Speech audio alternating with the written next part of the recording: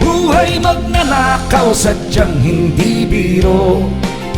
Bilyon-bilyon na pera ang hirap itago. Dapat ay simplehan ko lang, huwag magpahalata.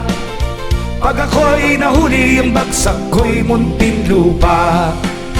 Hindi ko rin alam kung bakit ganito. Pagdating sa pera, sobrang gahaman ko. Sanay naman sa hirap nung ako'y bata pa. Nakatikim ng pera, biglang nag-iba. Isang buwang nagbibilang pero di matapos. Mali-malitang salapi na hindi maubos. Ano ang gagawin para aking maitago mga ninakaw ko na perang ito? Buhay magnanakaw sadyang hindi biro. Bilyon-bilyon na pera ang hirap itago. Dapat ay simplehan ko lang, huwag magpahalata. Pag ako'y nahuli, ang bagsak ko'y muntinlupa. May Rolex at helicopter, may Mercedes-Benz, mansyon na kay laki, pero wala ring friends.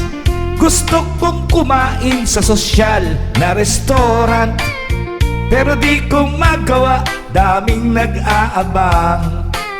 Sinubukang bawasan doon sa kasino, palaging nagsusugal para lang matalo.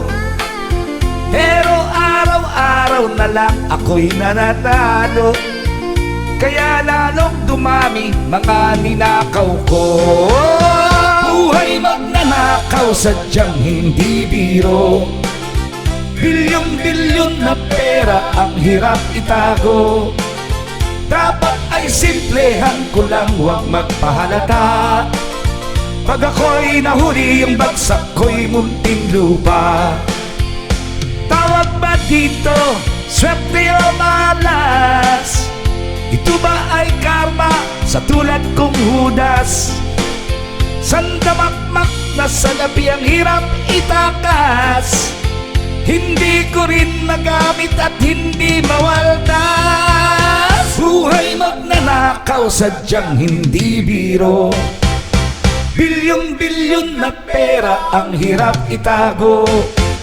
Dapat ay simplehan ko lang, huwag magpahalata. Pag ako'y nahuli, ang bagsak ko'y muntinlupa. Darating din ang araw ako'y mamamatay. Yaman hindi madadala sa aking hukay, pero ang kahihiyan ay panghabang buhay. Ang galit ng buong mundo sa akin malalagay.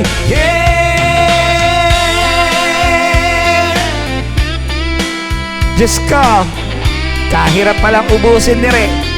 Pagkadami-dami hindi ko na alam kung saan ko itatago. Oh my God!